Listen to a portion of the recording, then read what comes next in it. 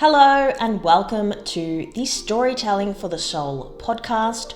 I'm your host, Sarah Kanata, and this is the place we talk about all things expressive writing and other creative techniques, all with a little bit of Buffy the Vampire Slayer thrown in. Buckle up and enjoy. Hello, welcome to another episode of the podcast. This one is going to be slightly different. So, I've spoken in the past about how I am a massive Buffy the Vampire Slayer fan. Now, if you're not a fan of the show, don't worry. This episode is not Buffy themed, but I want to work with something rather shocking to most of us, in any case, that happened this week that has certainly made me think twice about what a privilege it is to get, or at least near, middle age, and what exactly I want the second half of my life to look like. So for some context, I believe it was on Thursday, Australian time, I'm talking, news broke that Michelle Trachtenberg, who played Dawn, Buffy's little sister in the show, died at just 39 years of age. Now, I don't want to get into the how and the why. I personally don't like engaging in that sort of thing. I know that there's always a natural curiosity when a younger person dies as to what exactly happened, and if you want to read about that, go ahead and do so. But I feel like it's really irrelevant now because Michelle has obviously left us in this physical world, and she is now wherever she's meant to be, and I gather that'll depend on your unique, specific beliefs. I always feel like when younger people die, it's sadder because they just haven't had the life experience of someone who is more mature and older. However, it's a reminder to all of us, regardless of our age, as to how we often take life for granted, especially when we're younger. We always think that there will be a tomorrow, and you know what? Not everyone gets a tomorrow, even if they're younger. And I know that I won't have to tell many people out there this because they've already experienced it in their personal life. Maybe you've had someone who is younger pass away, and I can't imagine the ramifications that that would have on your life. Now, for me, I grew up with Buffy the Vampire Slayer. I still watch it. I've watched it countless times. In many ways, it feels silly to feel like we know fictional characters, but when we have had such a connection to a show during the formative years of our life, I think it's very natural to grieve, especially since there's been so much exciting news in recent times about the Buffy reboot. Dawn could still come back. Obviously, they'd have to recast her now. I know that Dawn wasn't exactly the most popular character, and I've got to say, she was annoying, but I am finding, as I'm maturing, upon watching Buffy again, I am perceiving things completely differently because upon the first watch, I wasn't really all for Dawn's character being introduced in season 5, and I did find her annoying.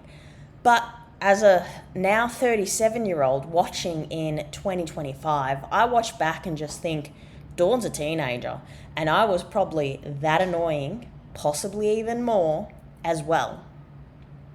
And to be fair, it's not like as if anyone has the relatable experience of growing up on a hellmouth with a vampire slayer as a sister to compare to.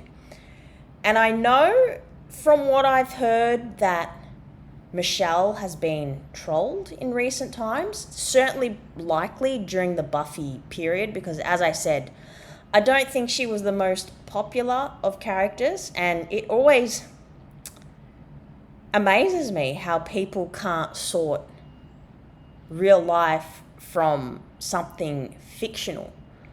As an actress, I think Michelle played the part perfectly. Michelle is not Dawn. And I know that there apparently was a lot of controversy about her health in recent times, a lot of speculation. And even though she's a public figure, she gets to have a private life, as does her family, who, as far as I've heard, as of the 1st of March, are refusing an autopsy. Why that is, who knows? It could be for religious beliefs. It could just be that they don't want that information to be made public, which of course it always gets leaked out, which is quite sad.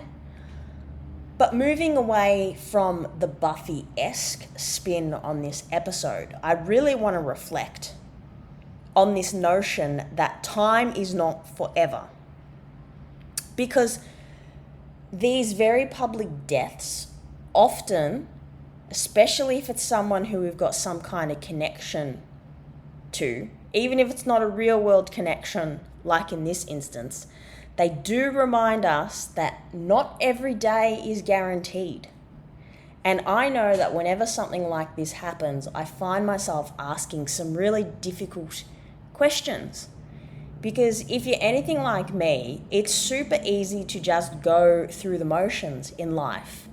Often we gravitate towards safety rather than taking risks, even though taking a risk could lead us to more happiness, joy, fulfillment, whatever it is for you. But that comes with fear. And of course, there are a lot of factors at play here.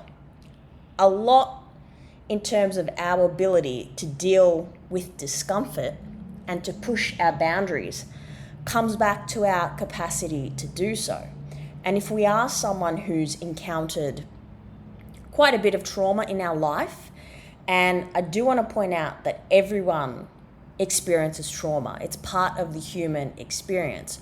It's obviously on a spectrum, but I'd also like to point out that some people just have more sensitive nervous systems than others.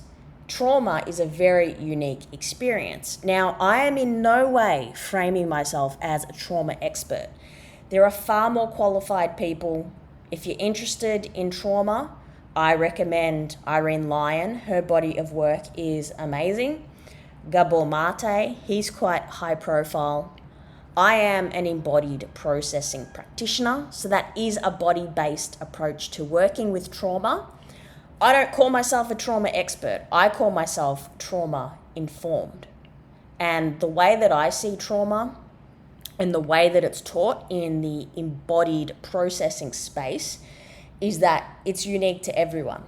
I'm not a massive fan of the recent terminology big T and little t trauma, because for me that just encourages comparison. And to be honest with you, I'm a little bit over comparison.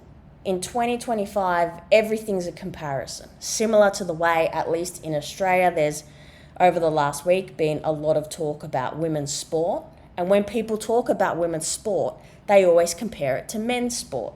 It can't just sit on its own, can it? We do enjoy putting things into these nice little boxes, but I'm digressing here. Back to the point. It's so important to live your life fully. Now, Michelle Trachtenberg, for a 39-year-old, probably has done things that some of us, even if we live to 100, will never do. It could very well be, and again, this comes back to people's beliefs, even though we think 39 is so young to pass, which it absolutely is, but maybe she's done whatever she was meant to do on this physical place that we call Earth, and now she's on to her next adventure.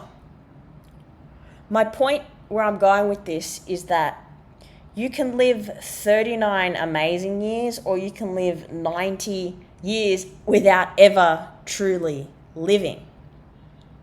And what I really encourage you to do is to take out a pen, piece of paper, something to type with, if that is your preferred method, and ask yourself, what are the things that you want to pursue that for whatever reason you haven't? Because for me, I think failing is not the most painful thing in life. And I don't even like the word failure or failing. I call it lessons. I think life is a series of lessons, and the only failure is giving up on something that you have a connection to and you have your heart set up. I think that's the only true failure in life. Everything else is a learning. Everything else is experimentation. But if you have something, some desire, some burning desire and pursuit that you know you will regret not following when you're down to your last days here on earth, because here's the thing, I think it's a coping mechanism that we all just go about life never thinking about the fact that one day we're not going to be here. And I totally get that. It's not like as if you can spend every second of every day thinking about the fact that one day you will cease to exist, at least on this physical plane anyway. But if there's one guarantee in life, it's that at some point we are going to die. And for me, regret is the biggest fear. I don't want to get to that point, whenever it is, hopefully many, many years to come. But I don't want to get to that stage in my life and have a bunch of regrets. I want to say, you know what? Hand on heart, anything that truly mattered to me, I put 100% into. Now, does that mean I got the outcomes that I was hoping for? No, because often outcomes are completely outside of our control. With any kind of goal setting or checklists for myself, I always like to focus on systems and what's within my control. And to put forward a business example, because it's always super simple to just talk about business and showcase what I mean here. My Soulful Steps program, which is a 3-month program, I'm down to, at the time of recording, I'm down to my last place that's available in that program at the moment. I've only opened it to 3 spots to keep it super inclusive and to make sure that I can be present and provide the space for people that they need. Now, I can't control when and if that last place sells, if someone snaps it up, if someone sees the value in what I'm offering here with embodied journaling and weaving the writing in with other body-based approaches. I can't control other people. What can I control? Well, I can control recording this podcast today. I can control sending out a newsletter next week. I can control putting together a free training to provide you with value. There's some examples of the things that I can control. It would be pointless, in my view, for me to say, and I know that people are big on manifestation, and I truly believe in manifestation as well. I think sometimes it can suck us down the wrong lane, because if I was to say I want to be running a $1 million business by the end of 2025, when I hit December and I'm not in a $1 million business, where do I go from there? The outcome is completely outside of my control. However, consistency is important. Systems are important, and it's having the systems in place that'll get us to where we want to go. Now, I'm going to wrap this up shortly because I don't want this to be too long. I know that my target audience is time poor, so I try to keep these podcasts short and sharp. If you are someone who understands the benefits of writing and journaling, but you just can't get yourself into the habit, There's nothing wrong with you. There's something wrong with your systems. You need some extra support to build that habit. And there's nothing wrong with that. Think about the athlete who wants to get to the Olympics. They have multiple coaches to help them get to the Olympics. Life doesn't have to be this solo game that so many of us thinks that we have to do everything in isolation and alone. And I know for a fact, this is through my own experience as well, healing doesn't happen in isolation. Healing happens in community. Of course, there are parts of healing, whether your preferred modality is writing, whether it's dance, whether it's art therapy, doesn't really matter. There are elements that one must take alone, but ultimately, if you can open yourself up and find a safe community, doesn't even have to be a whole community, just a couple of safe people, one or two in your corner, that will rapidly help your healing journey. Okay, I'm going to leave it there. May Michelle Trachtenberg rest in peace. It was certainly a shock to the system, I know for myself and many other Buffy the Vampire Slayer fans. And it's worth noting that she was actually in a lot of other things. So I know Harriet the Spy, I never watched the movie. I know she was in Gossip Girl as well. So her reach was extensive, and I hope that she is now at peace. So I'm going to leave it there. I will be back next week with another episode of the podcast. Thanks for listening.